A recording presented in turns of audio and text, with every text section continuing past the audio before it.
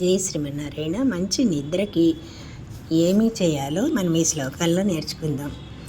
రక్షణకు శ్రీరామ లక్ష్మణులను తన భుజాలపై మోస్తూ ఉన్న హనుమంతుడు, నారాయణుడిని మోస్తూ ఉన్న గరుడు మనం నిద్రిస్తున్నప్పుడు కూడా భగవంతుడు మనల్ని కాపాడుతాడనే నమ్మకాన్ని ఇస్తారు.